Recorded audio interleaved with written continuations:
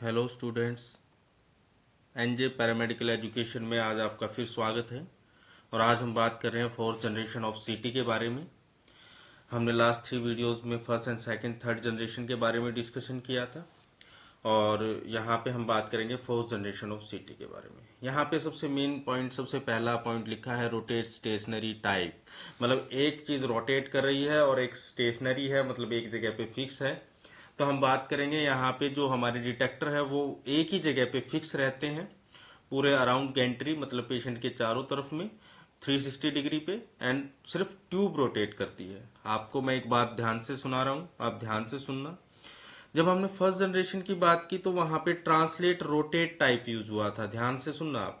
Second में भी translate rotate था एंड थर्ड में रोटेट रोटेट था। तो मतलब थर्ड में ट्यूब और डिटेक्टर दोनों ही रोटेट कर रहे थे। तो अब यहाँ पे हम बात करें रोटेट स्टेशनरी टाइप, एक फोर्थ जनरेशन बनाई गई जिसमें हमने क्या किया, डिटेक्टर्स को वहीं की फिक्स कर दिया गया गैंट्री में 360 डिग्री अराउंड, और ट्यूब को रोटेट किया गया, जिससे क्या होगा, रिंग आर्टिफैक्ट आने के चांसेस कम रहेंगे। अब इसके बारे में मैं ब्रीफली एक्सप्लेन करता हूं आगे।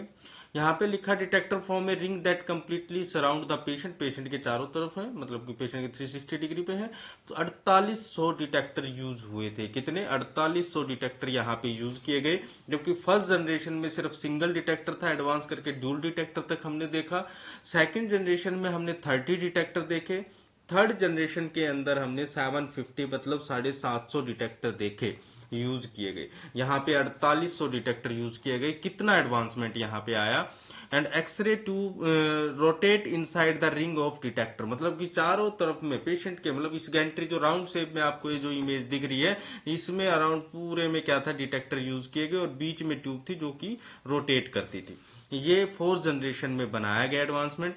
अब इसके फायदे और नुकसान क्या थे उसके बारे में हम बात करेंगे। Advantage of fourth generation CT scanner में क्या आया, no cable wear and tear slip ring technology. मतलब यहाँ पे कोई भी हम वायर की बात करें या फिर किसी तरह का मिसकनेक्शन की बात करें या फिर ज्यादा इलेक्ट्रिकल सर्किट की बात करें, ऐसा कुछ भी नहीं था।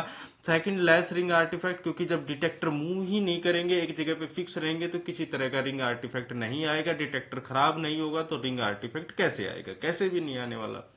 कंटिन्यूअस रोटेशन पॉसिबल, मतलब बिल्कुल फास्ट स्कैनिंग थी। लिमिटेशन टाइम, कुछ ही सेकंड में हम प्रॉपर तरीके से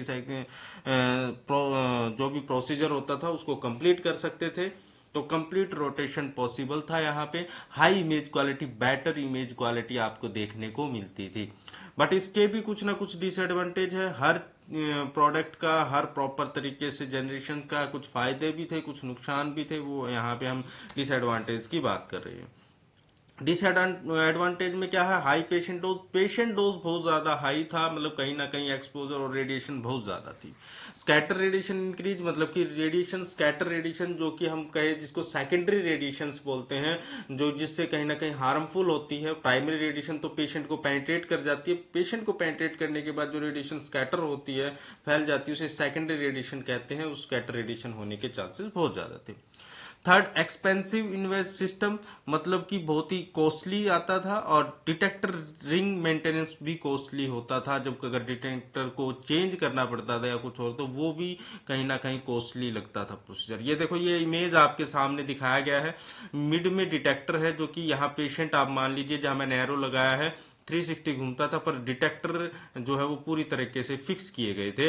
यहाँ पे भी फैन बीम या एंगल यूज होता था। आपने सुना होगा कि फर्स्ट एंड सेकंड में, फर्स्ट में आपका फैन बीम नहीं था, पेंसिल था, पर सेकंड में फैन बीम था, थर्ड में फैन बीम, और फोर्थ में फैन बीम आ गया यहाँ पे। अब हम बात करते हैं कि ऐसे ही कुछ कुछ लिमिटेशंस, कुछ कुछ एडवांसमेंट हुए, फिर उन सबको मर्ज किया गया।